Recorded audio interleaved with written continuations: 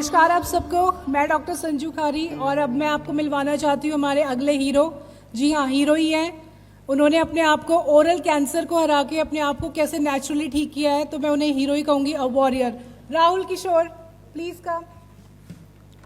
Last year सितंबर में राहुल एक डेंटिस्ट के पास गए थे अकल दाढ़ के लिए। गए सिर्फ अकल दाढ़ को ठीक कराने के लिए थे, लेकिन कैसे वहाँ पे उनको ओरल कैंसर डायग्नोस हुआ, उसके बाद क्या उनकी जर्नी थी, कैसे वो एलोपैथी में उन्हें डरा दिया गया कि आपको सर्जरी करानी पड़ेगी, कीमो कराना पड़ेगा, और किस तरीके से वो हमारे पास आए डॉक्टर बीआरसी की टीम के पास, और वर्चुअली उन्होंने घर पे ही रह के खुद को ठीक किया टीम की मदद से और ग्रैड ऐप पे मॉनिटरिंग की मदद से। तो राहुल अपनी स्टोरी आपको खुद बताएंगे। Please Rahul. Hello everyone, I am Rahul from Maharashtra. मैं खुद एक डॉक्टर और मेडिकल परिवार से बिलोंग करता हूँ। मेरे पिताजी एक डॉक्टर है, एमडी होम्योपैथ।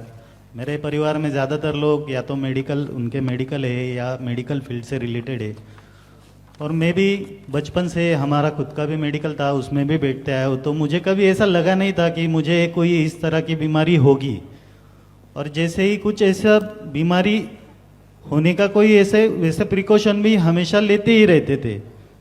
पर जैसे ही मेरा ये टूथ इमर्ज हो रहा था, अक्कल दाढ़ जिसको बोलते हैं, विजडम टूथ, वो जब आ रहा था तो मुझे वहाँ पे एक चिक बाइट हुआ। तो नॉर्मली मुझे बोला गया कि ये चिक बाइट है, ये ठीक हो जाएगा। तो वो चिक बाइट धीरे धीरे बढ़ते गया, उसका कन्वर्जन हुआ, अल्सर में कन्वर्ट हुआ। तो मैं डेंटिस्ट को दिखाया, डेंटिस्ट ने मुझे बोला कि आपको ये ऑइंटमेंट लगाना है, ये दवाई लेनी है। मैं वो दवाई लेते रहा, पर मुझे उससे मेरा तकलीफ कम नहीं हुआ, वो बढ़ते गया। और जनवरी में मैंने फिर से अलग डेंटिस्ट को दिखाया, उन्होंने भी मुझे वही बोला कि आपका अल्सर बढ़ते जा रहा है। पर वो बढ़ते बढ़ते इतना बढ़ गया कि उन्होंने फिर जब मार्च में मैं कंटिन्यू कंसल्टेशन में था, फिर भी उन्होंने मुझे मार्च में बताया कि अभी ये बहुत बढ़ गया है, आपको ओरल सर्जन के पास में जाना पड़ेगा, शायद से ये कैंसर में कन्वर्ट हो गया है, ये कार्सिनोमा है। तो जैसे ही उन्होंने बोला कि आपको बायोप्सी कराना पड़ेगा, तो क्या है, हम मॉडर्न डे के बच्चे, इंस्टेंट रिजल्ट मिलना चाहिए, या इसलिए मैं एलोपैथी में ज़्यादा बिलीव करता था। तो मेरे पिताजी खुद होम्योपैथी डॉक्टर होके मैं होम्योपैथी ट्रीटमेंट या नेचुरोपैथी की तरफ में झुकाव नहीं था मेरा।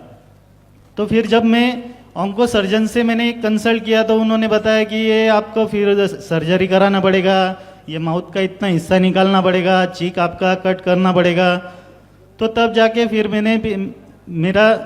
मैंने कहा कि नहीं, मुझे ये सब नहीं कराना है। तो मेरे पिताजी ने फिर होम्योपैथी ट्रीटमेंट, और मेरे पिताजी पहले से ही डॉक्टर बीआरसी सर का फॉलोअर है, तो सर के प्रोटोकॉल के हिसाब से मेरा डाइट चालू किया, और विद इन 1 मंथ मुझे बहुत अच्छा रिजल्ट मिलने लग गया। क्योंकि मेरा माउथ ओपनिंग इतना कम हो गया था कि मुझे खाना ही नहीं खाते आ रहा था। मैं मई महीने में जूस पे आ गया था, जूस डाइट पे, क्योंकि मुझे सिर्फ जूस ही पीना पड़ रहा था, क्योंकि मुझसे चबाया नहीं जाता था, क्योंकि मेरा माउथ ही ओपनिंग बंद हो गया था, बहुत कम हो गया था। तो उस वजह से ऐसा हुआ। फिर ये डाइट चालू करने के बाद में धीरे धीरे मेरा माउथ ओपन होते गया, और अभी मैं लगभग 1 महीने से बहुत अच्छे से खा पी रहा हूँ। और इसके लिए मैंने ऑनलाइन कंसल्टेशन लिया था, ग्रैड ऐप पे सिर्फ मैं उसका अपडेशन डालता था। पहले तो मुझे बिलीव नहीं था कि मेरा ट्रीटमेंट कौन कर रहा है, कोई मुझे जानकारी नहीं थी। फिर मैंने एक बार, मुझे किसी ने बताया कि ये एक्चुअल में आपको बीआरसी सर ट्रीटमेंट दे रहे क्या, तो मैंने उनको पूछा, तो उन्होंने मुझे बीआरसी सर का एक ऑडियो क्लिप भी भेजा कि जिसमें उन्होंने मेरा केस खुद कंसल्ट किया था, और तब जाके वो ग्रैड ऐप पे मेरे लिए डाइट भेजा गया था। मैंने वो सब चीज़ें देखी। सर आपने जो मदद किया है, हमको जो हेल्प किया है, उससे हीरो तो बन गए। 90% अभी रिकवरी आ गई है, अभी सुपरस्टार रहना बाकी है।